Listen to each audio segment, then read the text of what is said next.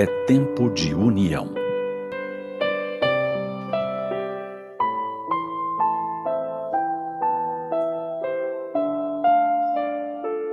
Desde tempos longínquos, o homem percebeu que viver em grupo lhe poderia permitir melhores condições de sobrevivência. Em grupo, as caçadas podiam ser melhor planejadas e, consequentemente, mais exitosas, a todos beneficiando. Em grupo, havia mais chances de defesa contra inimigos, fossem os da natureza ou seres de diferentes localidades. Aprendemos no transcorrer do tempo a nos agrupar em vilas e constituir comunidades, dividindo tarefas, servindo-nos da habilidade de cada um, melhorando o padrão geral de vida. Enquanto uns plantavam, outros construíam casas, produziam artefatos, cuidavam das crianças e dos idosos. Aprendemos que dependemos uns dos outros e que cada um tem seu valor. Nenhum de nós é autossuficiente que possa dispensar o agricultor, o industrial, o comerciante, o médico, o professor, os encarregados da limpeza pública. A sociedade somente se enriquece com a multiplicação e a soma das várias habilidades. Com o tempo, com o avanço da tecnologia, da ciência em geral, fomos nos distanciando uns dos outros. Construímos altos edifícios e nos isolamos em nossas células individuais. Erguemos mansões, casas maravilhosas e colocamos grades para preservar os nossos jardins e a nossa propriedade. Passamos a ter o nosso carro, a nossa casa, a nossa fazenda, a nossa família, a nossa. Enclausuramo-nos. Deixamos de ser solidários, de pensar no outro, de oferecermos-nos para auxiliar aqui, aliviar a carga do outro acolá. Com certeza, pessoas altruístas sempre existiram no mundo, e são elas que mantiveram ao longo dos séculos a nossa sociedade com ares de humanidade. Mas o comum de nós vivemos em função dos nossos próprios interesses. Porém, quando uma calamidade mundial se apresenta, quando a sobrevivência de todos depende da atitude de cada um, retornamos a pensar coletivamente. Se nos encontramos em crise pandêmica, o cuidado que temos conosco se reflete no todo, porque nossas atitudes não somente preservam a nossa integridade física, mas também a dos demais. Se a crise é de carência de água, medicamentos, suprimentos médicos, alimento, percebemos que necessitamos repartir o que temos. Auxiliar nas providências que possam minimizar a situação. Redescobrimos que somos uma única família, hospedados no mesmo lar, e que as chances de vivermos melhor dependem naturalmente da atitude de cada um.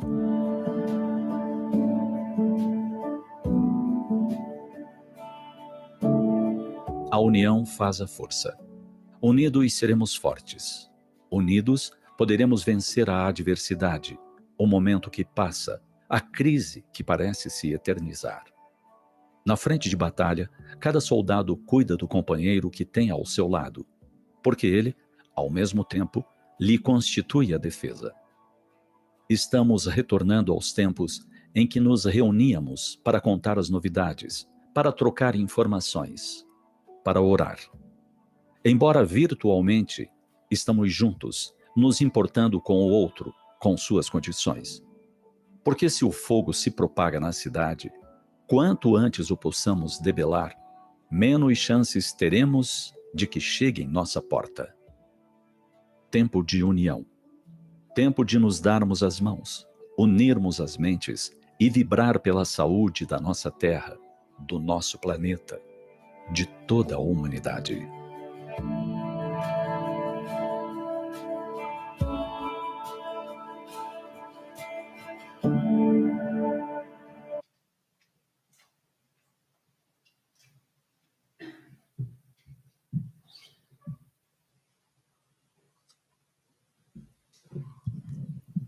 Bom, gente, boa noite.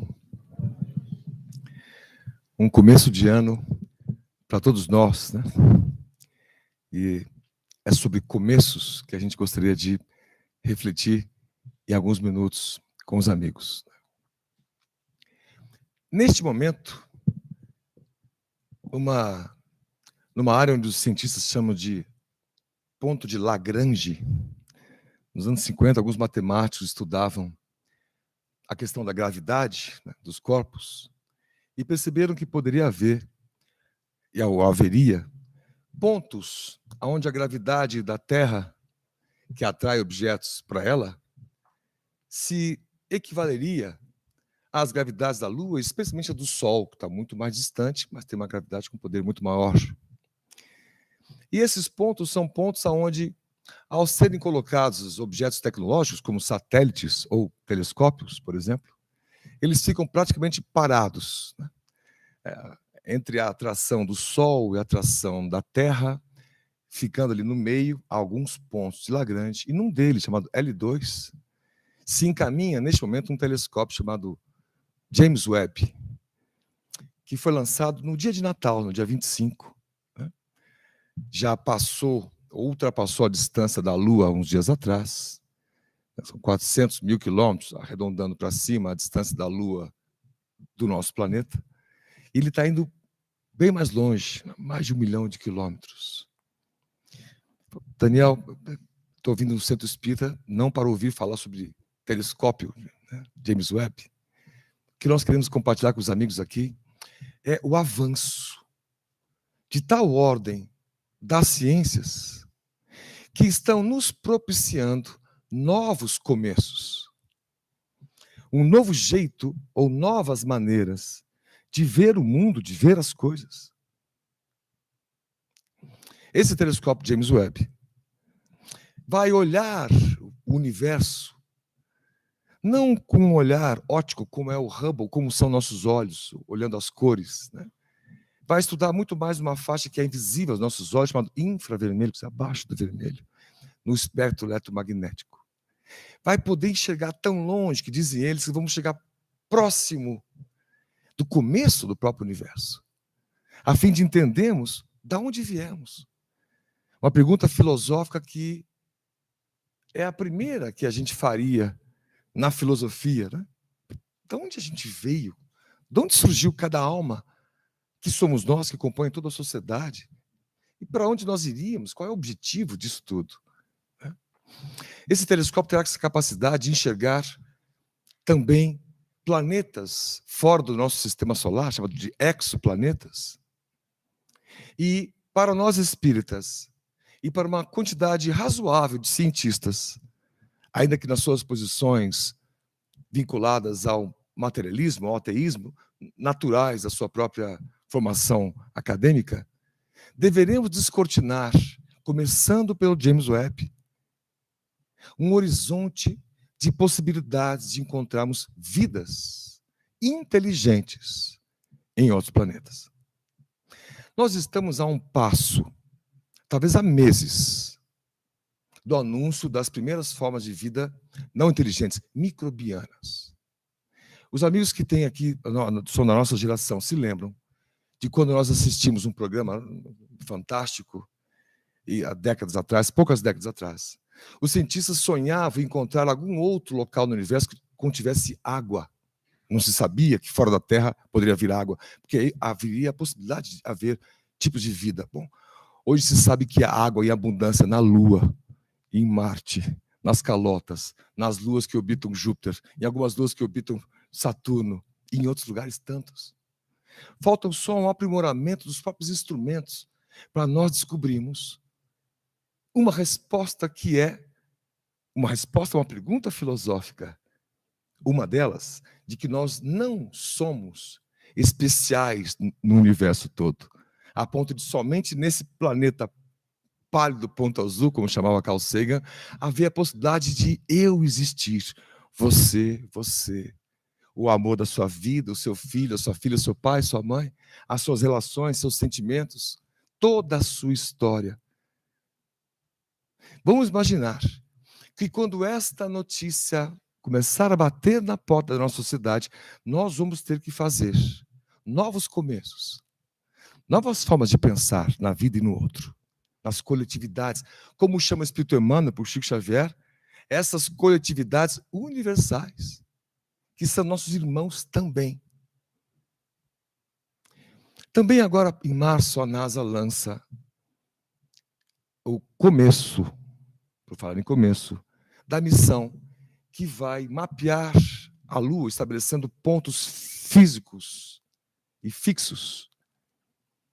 O que foi, não vamos usar essa palavra profetizado, mas o que foi predito por Chico Xavier no programa Pinga Fogo, está no YouTube, lá nos anos 70, especialmente 71, foi o ano que eu nasci. Há 50 anos atrás, ele comentou que nós iríamos, a partir desta época, mais ou menos, começar a colonizar a Lua. À época, essa informação era sensacional.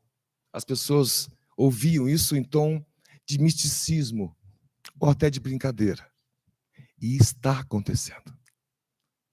Nossos amigos, especialmente os mais jovens, que têm mais fresco na memória as datas das aulas de história, sabe que quando a gente olha para trás, nós temos os períodos históricos demarcados, né? O próprio período do Cristo, né, que demarcou o calendário. Como é que eles viviam? O que eles passaram? Depois, o Império Romano, enquanto ele vai se decaindo, ele vai abraçando a religião cristã, dominando a própria religião, criando uma outra, que Divaldo Franco faz essa observação, uma outra religião, baseada nos romanos, uma igreja universal, romana, universal, a palavra católicos, né, do grego. E os séculos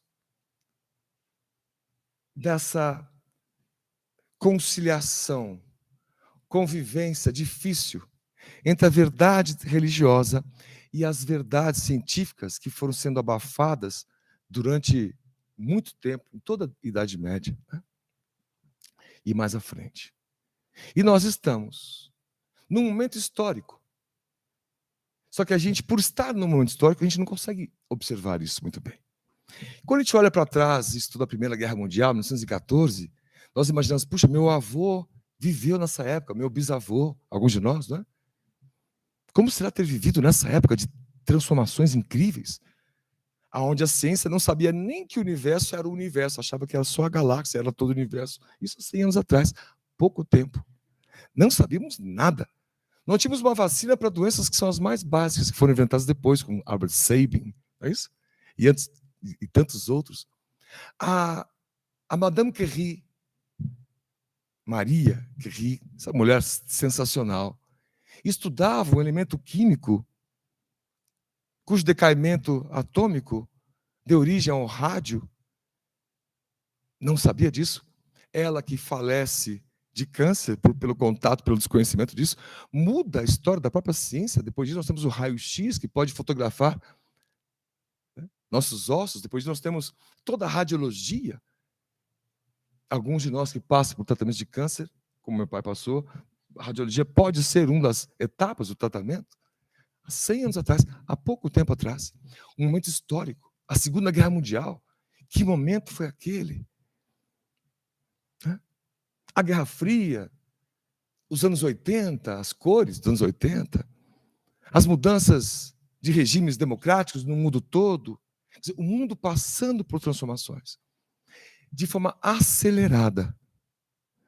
Quando nós olharmos daqui 100 anos para trás, neste momento, alguns de nós diríamos, eu gostaria tanto de viver nesse período, ali no 2020, 2022, porque tanta coisa estava acontecendo. O mundo está em ebulição por mudanças.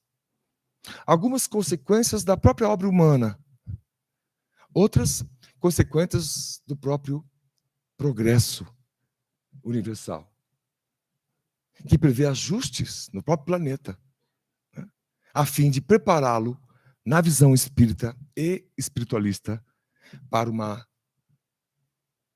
nova etapa, para um novo começo. Este mundo, do grego mundus, que quer dizer belo, que nós vivemos, passa, gente, de forma acelerada, por mudanças que são diárias. A gente é absorvido pela rotina, vê pouco, vê menos, ou percebe pouco. O grito por mudança da sociedade quase pode ser ouvido dos bueiros aos ventos, né? Se pode se ouvir. Hoje, no momento atual, nós não conseguimos saber de alguém que passa uma história de muita injustiça sem nos sentirmos uma compaixão, uma vontade de ajudar.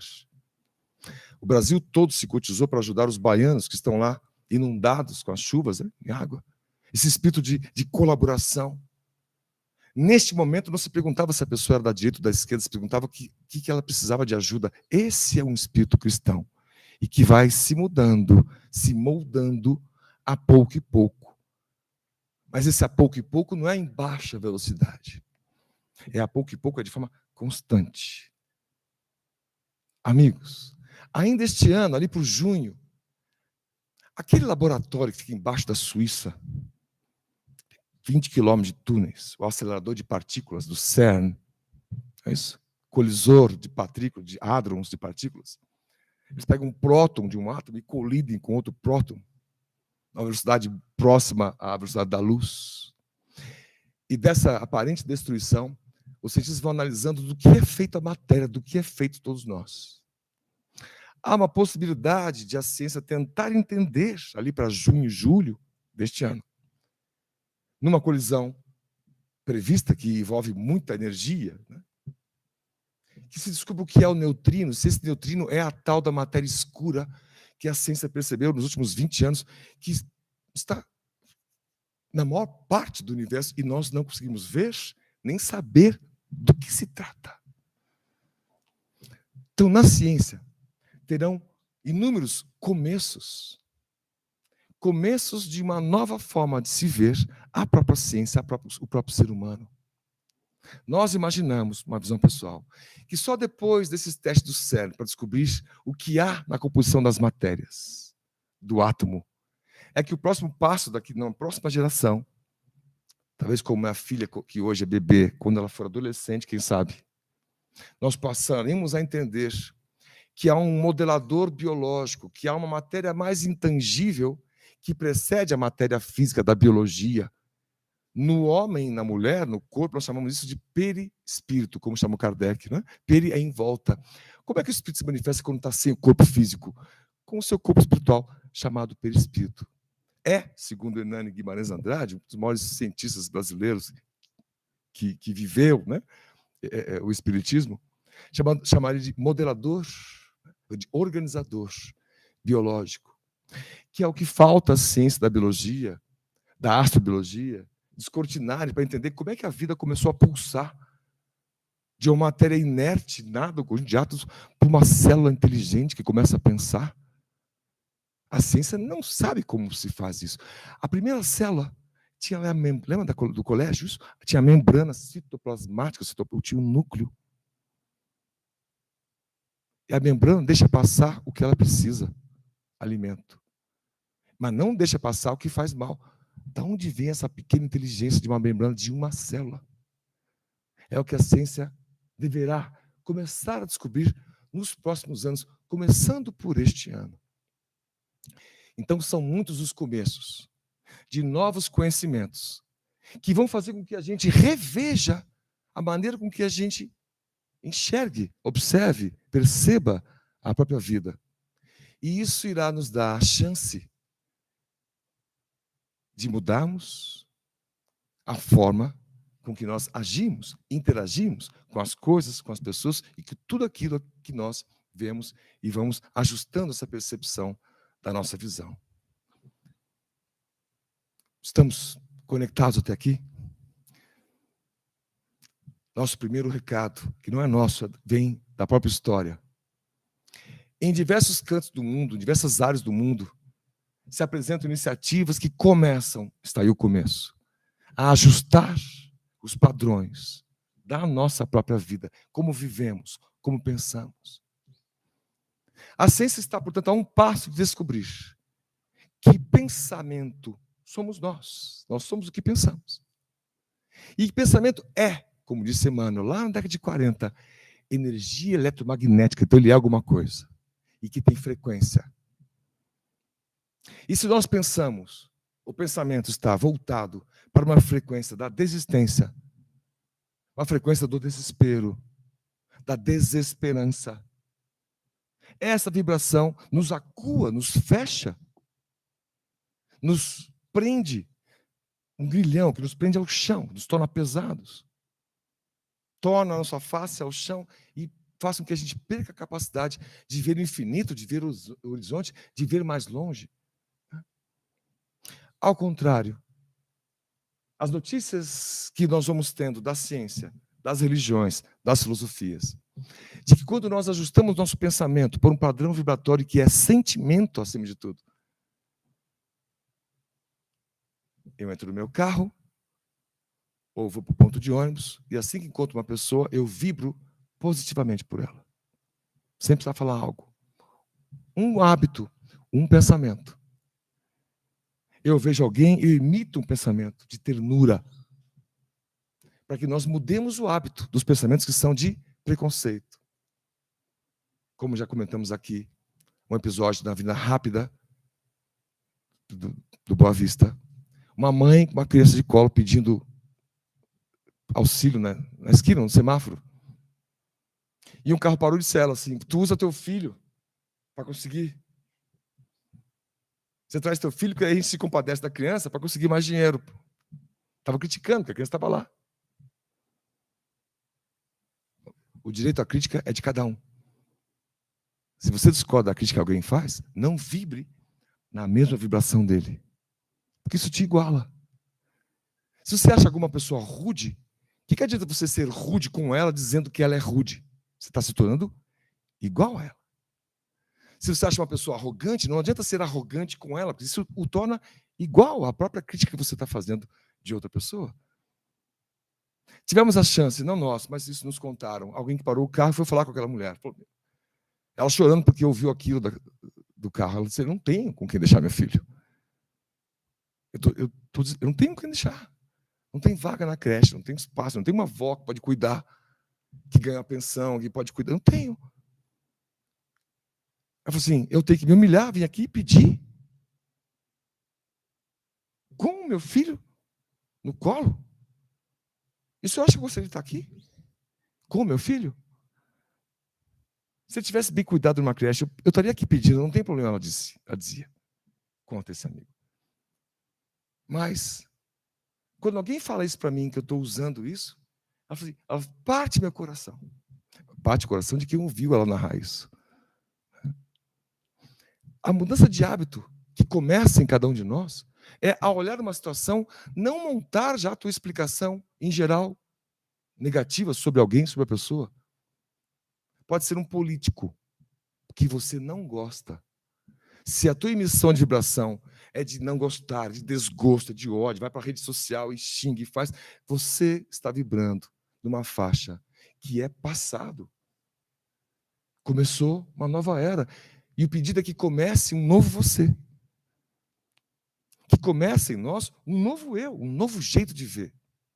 Ah, mas Daniel, isso eu posso errar, posso achar que a pessoa é bonzinha, pode fazer mal. O problema de quem faz mal é de quem faz mal. Jesus disse: bem-aventurados os que sofrem o mal.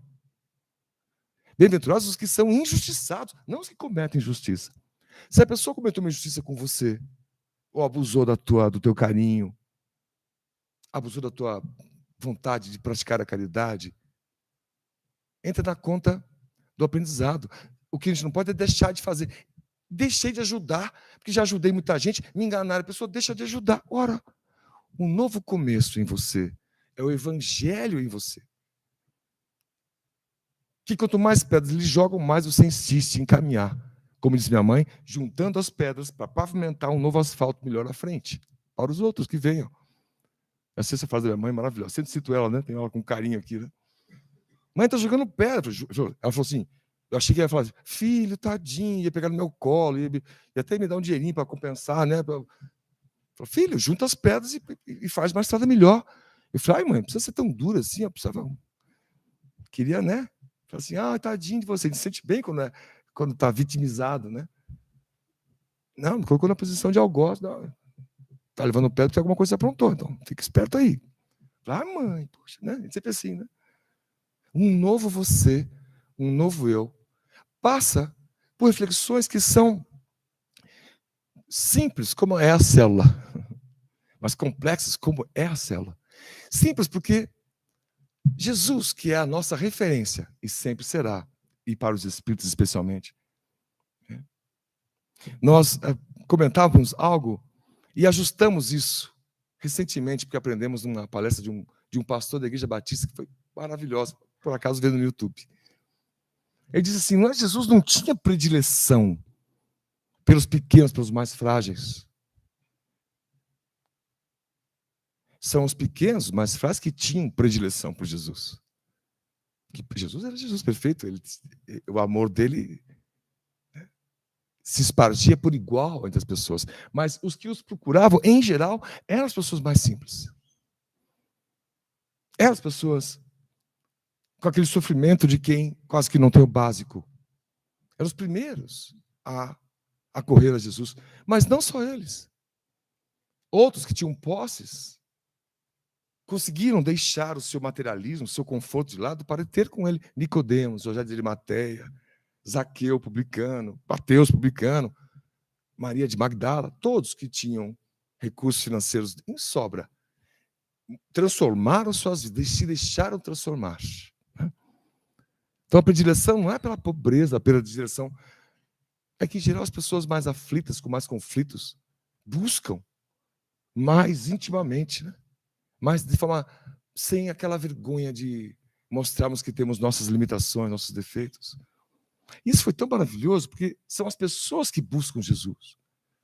A questão aqui não é falar quando é que Jesus vai entrar na vida de cada um. A questão aqui é falar quando é que cada um de nós vai entrar na vida de Jesus. Porque a primeira postura ela é passiva. Eu estou aguardando que Jesus entre em minha vida. Ela é passiva. Eu estou aguardando, estou esperando que algo aconteça. A segunda proposta ela é mais ativa, no sentido de que eu preciso caminhar em direção a Cristo, fazendo o que ele fazia, porque é a referência que eu tenho. É a referência que nós temos. O apóstolo Paulo disse em carta a Timóteo, aos romanos especialmente, que quando a gente entende o Cristo, tudo muda nas nossas vidas. A começar pelos gestos, ele diz, gestos religiosos. Porque até então, naquela época, e ainda muito hoje, os gestos eram muito externos. Não é isso? Eu, para mostrar que eu respeitava a religião, então eu respeitava o alimento, esse alimento é proibido, eu não como esse alimento, então eu sou religioso. Eu abato o animal no dia da festa, eu respeito um dia, eu faço as coisas que são rituais externos. Quando nós éramos de outras igrejas, o roteiro, o ritual, o senta, nós respeitávamos tudo isso. Confessionário, sempre gestos externos. Os outros irmãos, às vezes os nossos espíritos fazem o nosso ritual. O cara vem na casa espírita, toma um passe, toma água, vai e não muda nada a vida dele. Pode ser que aconteça isso. Porque transformou, como diz uma antiga história de Bezerra de Menezes, que era o senhor católico que ia assistir as palestras dele quando ele, em vida na Federação Espírita do Rio de Janeiro, brasileira. E por tradição, aquele senhor ele só mudou o local, mas ele continuava com seus antigos e velhos hábitos, né? E Jesus impactou na vida de todos, porque a mudança de hábitos era a primeira coisa que começava um começo. Mudança de hábitos. Não é mais necessário cuidar do inseto que você não pode consumir, porque lá em Levítico há uma regra, um conjunto enorme de regras, dos alimentos que podem ser consumidos e os que são impuros. E lá diz muito claramente, os insetos são alimentos impuros. E lá diz, isso para os judeus, né? E lá diz, os camelos, fala o tipo de pata, o tipo de bicho, são também impuros, então não podem ser comidos. Isso faz com que a gente entenda uma frase de Jesus aos discípulos, olhando para os fariseus. Assim, eles coam uma mosca, mas deixam passar um camelo. Eu, quando mais jovem, li essa frase, o que Jesus quis dizer com isso? Né? Aí que fui entender essa explicação. Pelo fato desses animais serem proibidos, havia o cuidado de não serem consumidos. Então, ao se tomar algum líquido, eles botavam uma redinha, coava, para que não engolissem mosca. E Jesus disse, eles coam, faz isso, para não engolir a mosca, mas engolem um camelo, ou seja, querendo dizer que essas pessoas todas fazem cultos rituais externos, os pequenos, mas aqueles que são significativos, deixam passar, porque não estão prontos para a mudança. São gestos externos. A gente muda externamente. E a proposta de Jesus não era nada externo. Isso deixou os discípulos primeiros, às vezes, perdidos no começo. Não tem que fazer a cirurgia, não tem que fazer tal coisa. Não tem que fazer nada. Para ser cristão, não tem um único ritual que deva ser feito. Nenhum. Não há nenhuma prescrição. De nenhum tipo. Então Jesus dizia aos discípulos que o mais maravilhoso é que qualquer hora era hora para um começo. Que não se precisava ter uma data específica, um evento específico. A mudança que nós queremos no mundo e em nós pode começar quando você estiver pronto. O trabalho começa a aparecer. Quando o trabalhador está pronto, o trabalho aparece. Não é essa frase que a gente ouve? Então Jesus propunha que as pessoas mudassem de hábitos. Por isso que foi difícil para todas elas. Então, ao invés de agora de você jogar praga em alguém, respeite alguém. Não fale mal. E os exemplos dos evangelhos são aos borbotões em relação a isso. Pedindo para que a gente mudasse de hábitos. Aí nós conhecemos mais à frente esse professor maravilhoso que foi Hippolyte, esse francês, que sonhava com educação, que vivia educação, que abriu uma escola, e a esposa Amélie Baudet ali, ajudando a sustentar. Mas os alunos que não podiam pagar, ele não tinha coragem de cobrar mensalidade, então não pagava. Claro que a escola economicamente não se sustentava, e faliu, etc. E nunca teve posses. E se vê com quase 60 anos de idade. E passou a vida dando aulas e livros, mesmo para aqueles que não podiam pagar. Esta foi a biografia daquele que ficou conhecido como Allan Kardec. E estamos citando ele, evidentemente, por sermos espíritos, mas porque o foco aqui hoje é Jesus pedindo a gente para que mudássemos de hábitos, nossos hábitos, o hábito do dia a dia. E Kardec vai fazer uma conceituação lá na questão da lei do trabalho, dizendo que educação é o conjunto de hábitos adquiridos. Nós somos o nosso conjunto de hábitos. Qual é o nosso hábito quando acorda? É um hábito. Alguns pensam assim, puxa, quando acorda eu falo, ai, mais um dia. É uma vibração. Já começou o dia vibrando desse jeito. Aqueles de nós que dizemos, eu me incluo nisso. Eu tenho esse jeito, eu acordo de mau humor. Essa é uma desculpinha, daquelas esfarrapadas, que minha família já pegou isso faz tempo. Desculpinha não dá. Não é que você acordou de mau humor, não é que você teve durante a noite. Né? Acorda com a consciência gritando, né? O mau humor da manhã, a consciência pesada gritando. Poxa, você podia estar mais limpo de consciência. Conhecer o Evangelho na proposta do Cristo, diz Kardec, é a chance que nós temos de aumentarmos a nossa consciência sobre o outro, sobre as coisas, sobre nós mesmos, sobre quem somos, de onde viemos, para onde iremos. E Allan Kardec, então, pergunta para os espíritos da questão 621, onde é que está escrita a lei de Deus? E a resposta é na consciência. É a segunda resposta mais curta do Livro dos Espíritos. A nossa consciência, portanto, é entender as leis divinas. A pouco e pouco. A segunda, a vida e vida, a contato. Aumentar a consciência. Este é um ano que nasce, que começa para todos nós com uma oportunidade de mais à frente, nos embates naturais da própria política humana que nós teremos, de nós não encamparmos ideias que sejam violentas. Porque nós cristãos aprendemos que Jesus disse, bem-aventurados os mansos, os doces, os pacificadores. É uma mudança que vem por aí. Aliás, logo depois da lição vem Copa do Mundo. Imagina a confusão que vai ser esse ano. Mas a mudança é de cada um. É a chance que cada um tem de começar. Daniel, mas por que não está falando recomeçar? Porque tudo na vida se parece com um ciclo, as estrelas.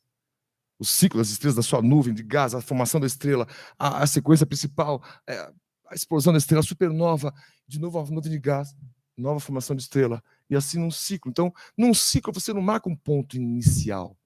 Não há um início, um começo ou um recomeço. Há uma constância. Nós estamos vivendo. Essa é uma constância. Essa é uma permanência. Graças a Deus, a graça permite, divina, que a gente esteja vivendo dia a dia. Então, é hora de começar a ver a vida como uma oportunidade de redenção. E não insistir em ver a vida como um conjunto interminável de sacrifícios que você não aguenta mais. É hora de ver as coisas com um novo olhar. É isso que o apóstolo Paulo diz aos Coríntios. Você se torna cristão, você vê os outros com um novo olhar. Você vê as coisas de um outro jeito. E é esse o chamamento para todos nós, em 2022. Ver de um outro jeito. Ver de forma mais branda. Ver com mais carinho. Tratar com mais zelo. Ir mais além. Como se fosse Jesus lhe dizendo, olha, se alguém lhe pede para caminhar 1000 passos, vá 2000. Faça mais. Aqui na farmácia, na esquina, na frente da padaria, uma senhora pedia pão, leite e, se possível, um doce de leite para o neto. Ela consegue, alguém lá que vai, mas o que mais a senhora precisa? Quem são os netos dela? Qual idade tem? Onde moram? Eles têm material escolar? Estão estudando? Veja, ir além. Fazer de forma coletiva. Próximo daqui, entre Jardim das Américas e Uberaba, quando começam as vilas, tem um senhor que cuida da calçada dele e dos vizinhos. Plantas, é um ornamento. Eu chamo ele de Bulemax, em homenagem ao grande Bulemax. Um Bulemax desconhecido, não famoso. Perguntado por que ele fazia aquilo, ele ameaçou contar uma história mais completa, que era, comecei há muitos anos atrás, quando fiquei um pouco perdido. Acho que ele perdeu um filho. E aquilo foi um jeito que ele encontrou de manter contato com a vida, com a natureza, como se cada planta ele conversasse fosse um lembrete do filho. Então ele está sempre próximo do filho. Assim ele começou pela casa dele, foi para o vizinho, a outra rua. Eu falei, meu Deus, esse homem é maravilhoso. Ele transformou a dor em natureza. Outros tantos, senhoras, que diante de ocorrências tristes desse quilate, usam a própria dor para transformação, para criar organizações sociais, para lutar pela paz, para lutar por causas que têm a ver com a dor que a família está sentindo, pelo direito da mulher, pelo direito dos pequenos, por direitos. Então, é um ano cujo começo nos pede para pararmos os debates aonde as intrigas, as maldades, as provocações são feitas, calculadas para desajustar o outro, para encaixar o outro num conceito nosso, seja ele qual conceito for ou qual preconceito seja, mas que nós possamos entender, então temos que entender, que ao cristão é pedido que não julgue, que não veja a trave do outro olho, mas antes veja do seu. Ao cristão é pedido que ame o próximo. E se esse próximo for o inimigo, é pedido que se ame o inimigo. Porque é inimigo hoje, amanhã é teu irmão. Já é irmão hoje, filosoficamente, amanhã será o teu irmão de alma, nesse sentido. Ao cristão é pedido que comecemos o evangelho do Cristo em nós. Esse pastor termina uma das palestras que eu achei maravilhosa, dizendo assim, o evangelho é você. O evangelho é cada um de nós. Isso é lindo, poeticamente falando, isso é lindo. Que possamos levar o evangelho, um sorriso, um carinho, um afeto, um afago, uma paz, aonde nós estivermos, aonde for, para quem seja. Não importa de onde ele veio, o que ele pensa, em quem ele vota, o que ele acha, deixa de achar, não importa a religião, não importa as suas crenças, não importa o que ele faça, sem julgamento. Estender a chance, estender a mão. É um exercício, não só deste ano, mas de todos os outros. Deixar que um começo de um novo você possa ir surgindo, com pequenas dicas do tipo, cuide, modifique sua rotina ao acordar. Faça algo diferente. Comece a limpar a casa. Se você for maridão, nunca fez isso, experimenta. É bom, diferente. Vassoura, vai ser, vassoura, o que é vassoura? É uma peça. Vai entender o que é rodo, a diferença entre vassoura e rodo. O homem vai começando a entender o que é detergente, o que é sabão, o que é sabão em pó. A gente vai, devagarzinho, a gente vai entendendo. Vai levar um tempo ainda. Mas a chance de um novo começo, de sermos mais altruístas, de alter do outro, e não só o outro, os nossos. Não é raro você ter um filho, uma filha que tem muitos brinquedos, e não é raro você conhecer a filha da pessoa que trabalha na sua casa e não tem nenhum, e ganha os que quebram do seu filho. Este mundo acabou. Doação de roupa que não serve mais porque está rasgada, acabou. Esse é um velho mundo, é um velho jeito de ver a caridade. É um velho jeito de ver o outro. O novo jeito não é novo.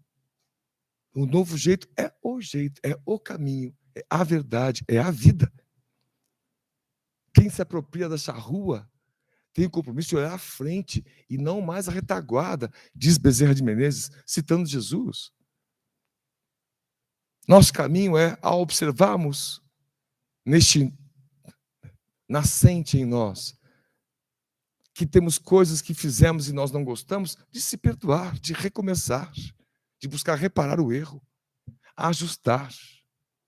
Todos nós temos total condições de mudarmos o mundo, mudando a nós mesmos. E é esta a proposta de 2022, na nossa muito humilde opinião, analisando esses textos desses queridos, vendo o que a ciência tem feito, vendo o que as pessoas têm buscado, iniciativas entre religiosos, como o Divaldo Franco faz lá na Bahia, que junta no Dia da Paz todas as religiões distintas, diferentes, de todas as matrizes, juntos.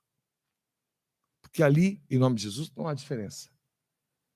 Que façamos um 2022 onde a nossa meta é a gente aprender a enxergar diferente, a fazer diferente. Se antes a gente já se contentava no Natal, como teve agora, que a gente lembrava de levar um prato para o porteiro que está lá na escala, no plantão, neste ano, nós vamos fazer muito mais do que isso. Perguntar se o porteiro tem filho, se precisa de mais alguma coisa, se tem material escolar. Não há dízimo, não há necessidade de nenhuma ordem, não há externalidade. Que você faça e que Deus goste. Não há mais essa negociação, como nós fizemos ao longo dos milênios. Agora há a profunda verdade tua, a tua sinceridade, né? Quando olhar o outro, estender a mão. A filha de um amigo não está conseguindo pagar a faculdade. Os outros amigos não podem se cotizar para bancar a faculdade dela, né? Do filho. Veja, isso é ir além. No nosso prédio tem gente passando necessidade, no nosso condomínio, na nossa vizinhança, e a gente não se permitiu ver. É este o chamamento, né? Ver o que comumente não é visto. Ver as pessoas que comumente são invisíveis. Como os garis, os catadores, as profissões que são, né, menos alvejadas, que são fundamentais, e são tratadas com um certo descaso. É hora de, deste mundo velho, ceder lugar a este novo mundo que está chegando, com pessoas com um novo tipo de pensamento, que vamos preservar o que temos de bom e ampliar as consciências, nosso olhar sobre coisas que a gente está atavicamente vinculados e há muito tempo deixou de mudar, cristalizando, enraizando antigos pensamentos, velhas maneiras de ver as pessoas, a sociedade e todos. Então, Jesus chamando um por um, pelo nome, com carinho, né, para vir experimentar este começo. E esta reflexão que nós gostamos de deixar com os amigos, né? Que nós possamos olhar a vida e ter essa sensação de tranquilidade, porque estamos cientes de que nós não estamos sozinhos no universo, que há espíritos que são maravilhosos, luminares, das quais alguns dos quais nós nem mereceríamos estar perto, e que estão aqui hoje, olhando por cada um, E a gente aproveita para agradecê-los, humildemente, a presença destes queridos todos, que atendem os amigos um por um, sem exceção. E disso não fiquemos com nenhuma dúvida, né? Que a nossa fé possa suplantar essas brechas de conhecimento e de crença que nós temos, né?